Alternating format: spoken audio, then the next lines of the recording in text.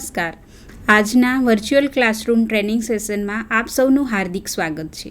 હું મૃદુલા પટેલ ITIમાં ચાલતા trade ડ્રાફ્ટ્સમેન civil અંતર્ગત ફંડામેન્ટલ લાઇન અને થિયોડોલાઇટનું એડજસ્ટમેન્ટ વિશે આજે તાલીમ સહ માર્ગદર્શન આપીશ. હવે જોઈએ થિયોડોલાઇટનું હંગામી સમાયોજન.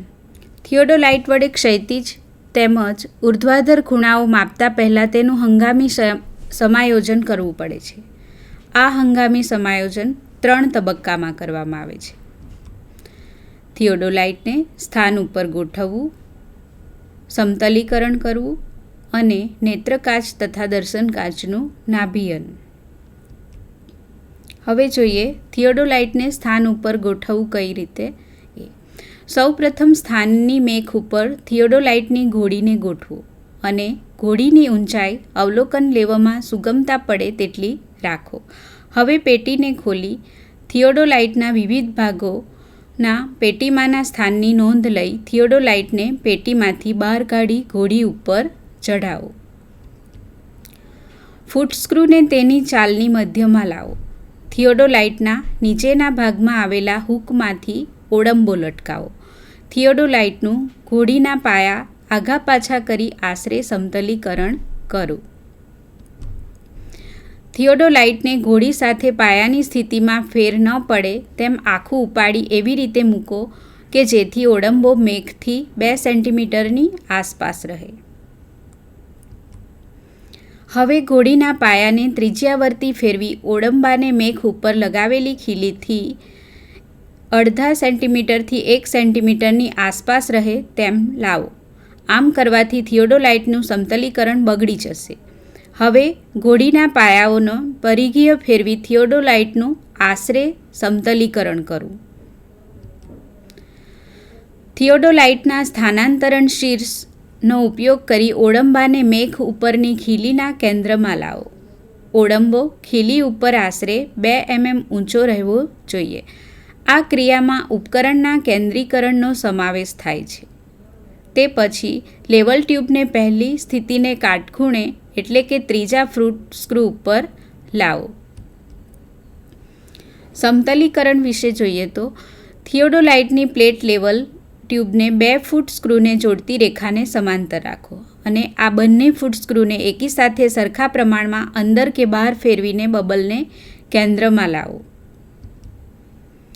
આકૃતિમાં જોઈ શકાય છે લેવલિંગ કઈ રીતે કરવું.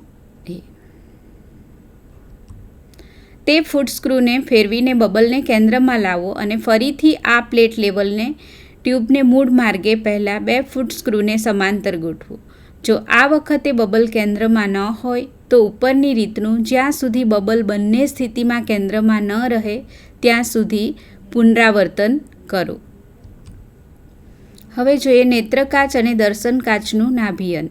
તો નેત્રકાચ અને દર્શનકાચનું નાભિયન અગાઉ સમજાવ્યા પ્રમાણે કરવું. થિયોડોલાઇટની મૂળભૂત રેખાઓ. Fundamental lines of a transit. તો સંક્રમણીય થિયોડોલાઇટની મૂળભૂત રેખાઓ જોઈએ તો એમાં પહેલી ઉર્ધ્વાધર અક્ષ, પ્લેટ લેવલનો અક્ષ અને સમાંતરણ રેખા કે દ્રષ્ટિરેખા. ક્ષૈતિજ અક્ષ, ઉન્નતાંશ લેવલ કે ટેલિસ્કોપના લેવલનો અક્ષ. આની અંદર આકૃતિની અંદર vertical scale, vertical axis, line of sight, trunnion axis અને હોરિઝોન્ટલ સ્કેલ દર્શાવવામાં આવ્યો છે જે જોઈ શકાય છે.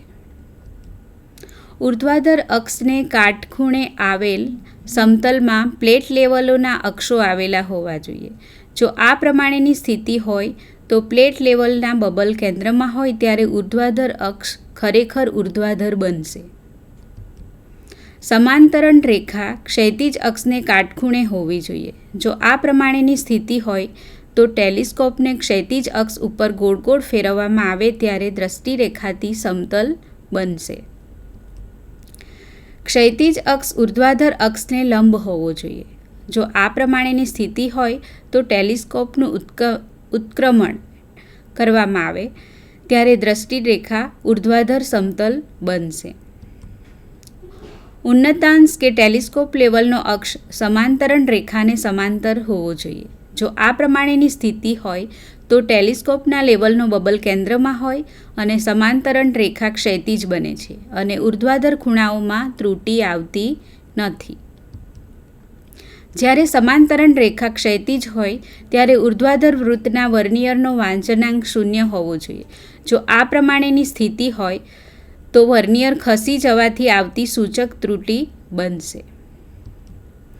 જો થિયોડોલાઇટ માટે સ્ટ્રાઇડિંગ લેવલ આપ્યું હોય ત્યાં સ્ટ્રાઇડિંગ લેવલનો અક્ષ ક્ષૈતિજ અક્ષને સમાંતર હોવો જોઈએ. જો આ પ્રમાણેની સ્થિતિ હોય તો સ્ટ્રાઇડિંગ લેવલનો બબલ કેન્દ્રમાં હોય ત્યારે ટેલિસ્કોપનું ઉત્ક્રમણ કરતાં દ્રષ્ટિરેખા ઉર્ધ્વાધર તલ બનાવશે. હવે આપણે આ લેસનના ક્વેશ્ચન જોઈશું. તો થિયોડોલાઇટનું સમતલીકરણ કર્યા પછી શું કરવામાં આવે છે? એ. બધા ક્લેમ્પ મુક્ત કરવા, સાધનનું સમતલીકરણ, પ્લેટોને ફેરવવી કે પ્લેટોને ક્લેમ્પ કરવી. તો એનો આન્સર આવશે બધા ક્લેમ્પ મુક્ત કરવા. આભાર. અહીં લેસન પૂર્ણ થાય છે.